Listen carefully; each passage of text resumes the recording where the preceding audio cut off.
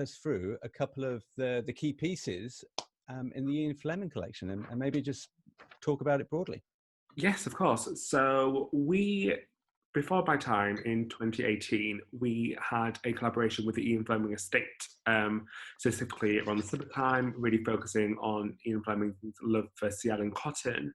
Following the success from that, almost 2 years later, we've worked with the Ian Fleming Foundation to kind of establish what Fleming's Bond would wear during winter, and then from that, we really focused on fabrics that he really kind of mentioned and kind of was a big fan of, predominantly things like Sea Island.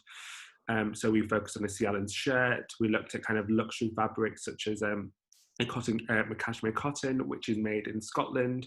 And then as well, we looked at a Harris tweed overcoat, which is made at, I believe, one of only 3 working Harris tweed factories in Scotland. So yeah, all super luxe, super premium, what you would expect Bod to wear when he's not gallivanting across the Bahamas. Enrique, I remember when I spoke to you a while back that you said that the amount of questions and queries that you have with James Bond and Sunspel in particular, that the emails go into like a separate folder, because it kind of it deserves its own compartment in your life. I imagine now that folder must be brimming. Yes, so there's obviously highs and lows, depending on what happens with other James Bond related activities. But yeah, there's always there's a good James Bond folder that sits in my inbox where I kind of file away anything James Bond related. Yeah, I mean, there's always a lot of focus, especially around our Riviera. Obviously, it was designed for Daniel Craig back in 2006 for Casino Royale, and then since then, it's just become its own icon, essentially, in the Sunspel business. It's one of our top sellers. There's constant demand for it in new colours. We have wholesalers who ask us if they can take the Riviera Polo and we'll give them an exclusive colour, for example, and things like that. So yeah, it is super, super popular. It's become more of, it's like a really visible brand piece, which we are really excited to have, and it is such a great polo shirt. And we get so much praise and enthusiasm from it, not just across from Bond fans, but also in our general customers as well. Yeah, it's kind of its own thing, which is super exciting. So it's interesting to have a collection that's more of a capsule collection that's more than just one piece, to kind of see, what things people get excited about is the same things that I get excited about. Like I love the shawl cardigan. For me, that's kind of super Ian Fleming. Like how he would dress. I know that's so it's kind of exciting to see it all launch today and see what people appreciate, what we can do for the future. Because I think Ian Fleming he's got such a backlog of rich books and characters and history. I don't think James Bond with Daniel Craig stepping away, I don't think it's going to, dissolve into the background. I think James Bond is such an evolving character that I think it'll be so interesting to see what happens next with both the franchise and, with the rich history of Ian Fleming himself.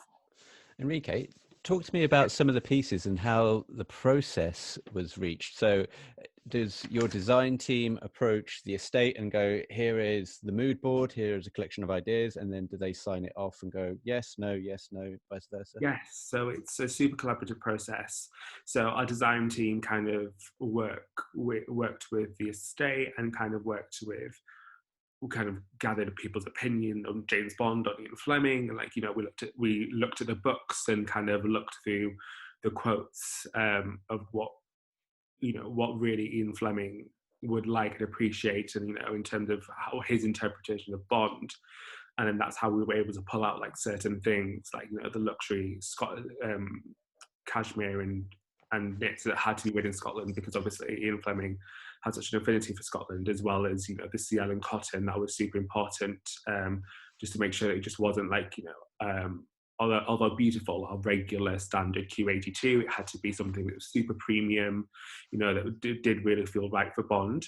Ultimately, it meant that our collection was quite small. Is quite small. It meant it was a capsule collection, but that meant that we could really hone in on each specific item and what is special about each one, rather than kind of just tag Ian Fleming's name onto kind of 30 different pieces, that could be made half-heartedly. We wanted to make sure that it was, although it was smaller, it does feel super special, especially to those people who do really understand Ian Fleming's work. And what's life been like for you, Enrique? Because I know we spoke a while ago and you said that there's something coming up and you couldn't tell me too much about it. And I said, is it the Stephen King collection? And you go, close. So you've been sitting on this for a while and the film gets pushed back and pushed back. Has this had an effect on the release of the launch at all? No, it was a funny coincidence in terms of we're actually not in the latest Bond 25. We did supply a product for the cast in terms of like little bits of wardrobe and kind of things like for their personal use for Daniel Craig himself, but it's nothing kind of like a brand new piece. So it was kind of like we do support in other ways. It just happened to be that we were looking at Ian Fleming for Winter 20, and it would just happen to be a great coincidence that it was around the James Bond release, which got pushed back, and then obviously recently got pushed back again. But I do understand why they did it. As you know, I am a big Bond fan. I'm very excited for it to come out. I'm not so much patiently waiting for the for the new movie, but I completely get why they did it. I'm very excited to see the last turn, kind of clamoring to see any kind of more teasers and trailers they can send our way. Yeah. Get any information from anyone that I can.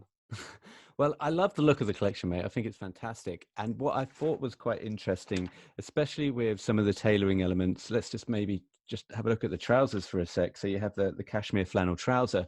Now, I think if you were typically thinking of Fleming Bond, you might be thinking 50s, you might be thinking like double forward pleats, lots of room, lots of fabric. There's a more modern twist on these cuts and on these garments. But do you think that was in the mind of Sunspel when they approached Fleming, that we need to make it for a modern day, what a modern day Bond would wear?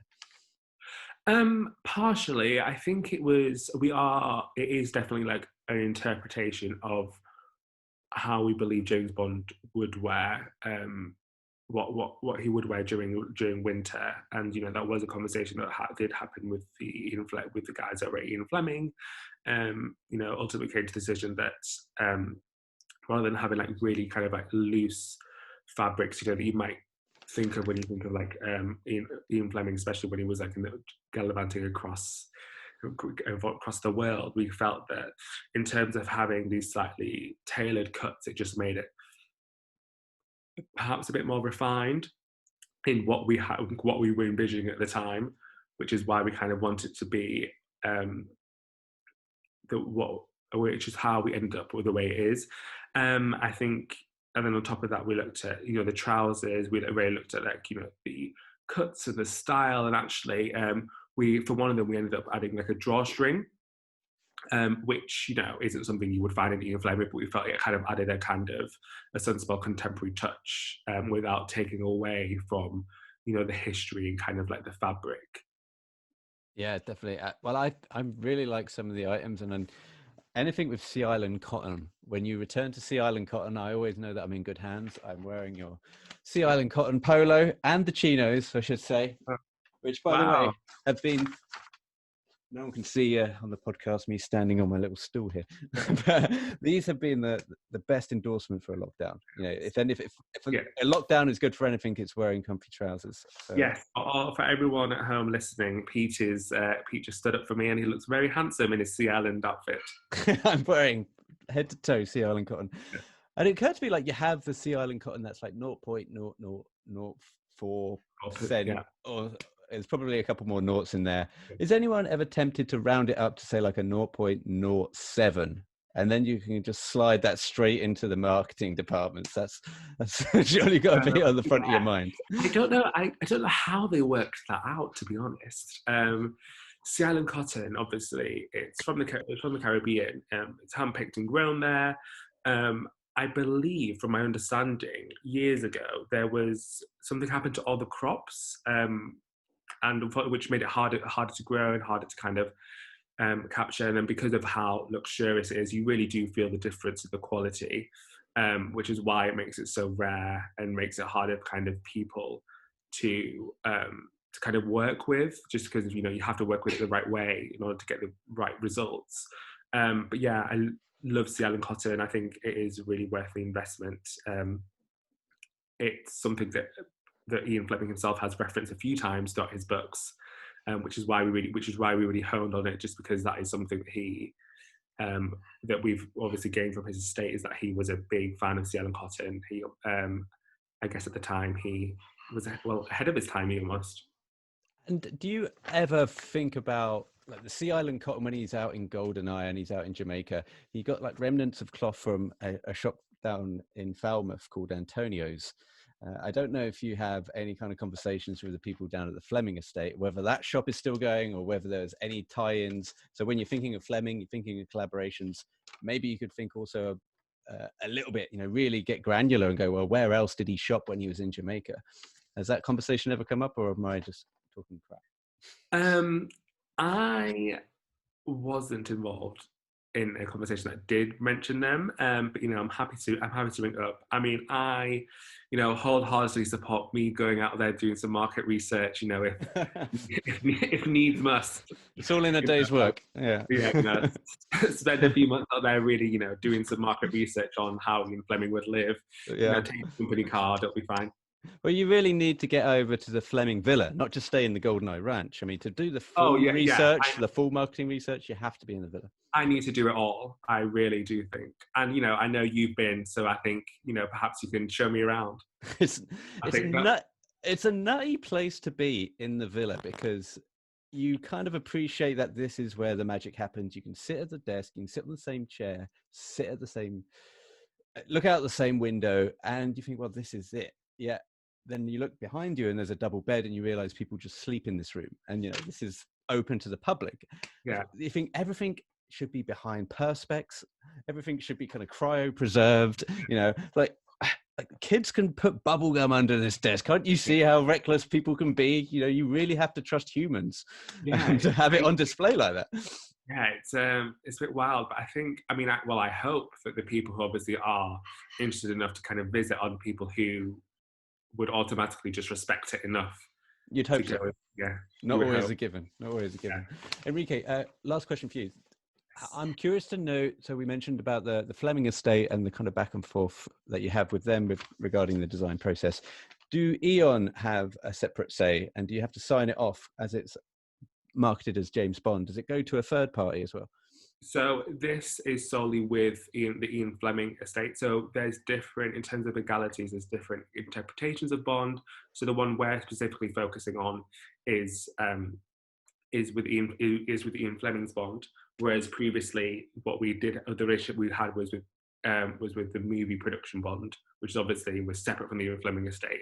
Right. So because of the rights and character history, there's kind of separate conversations with separate people depending on what we're doing at the time, which you find in the industry. It's always a kind of case. Like if you look at things like Disney, for example, and Sony, there's always different legalities of who you have to deal with depending on what specific things you want to do. So it's trying to navigate that, I suppose. But the one thing I will say is that the people that we have worked with over on the production film James Bond side, the costume buyers and the designers, everyone over there, and also the people, Ian Fleming and Ian Fleming Estate themselves. So everyone's been super open-minded, super welcoming. I think that's generally what I find within our little James Bond community.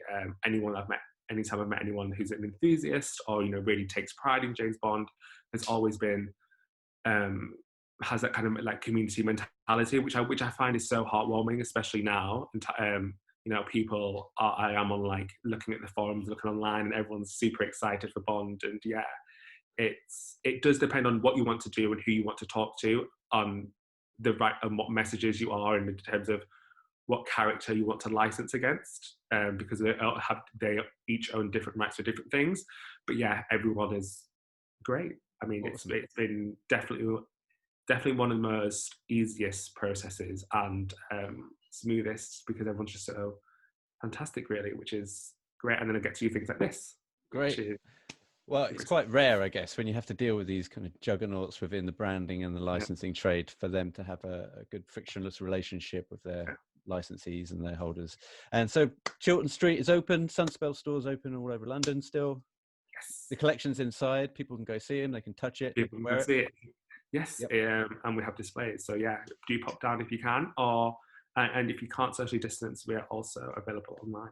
Excellent. At sunspel.com.